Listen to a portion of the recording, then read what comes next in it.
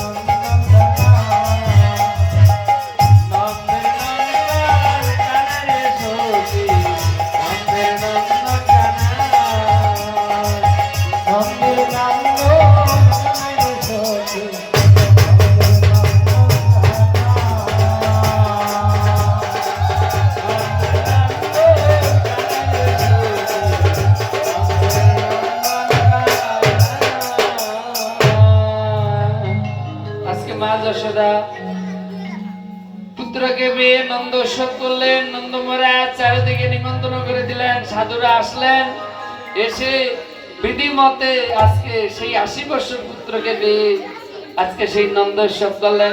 এখন কংসের আর ঘুম আসছে না মৃত্যুর ভয়ে, চারিদিকে কংস তাকাচ্ছে কখন নাকি আমার সেই শত্রু আসছে। মন্ত্রী বললেন কোনো চিন্তা নেই আপনার। কি চিন্তা?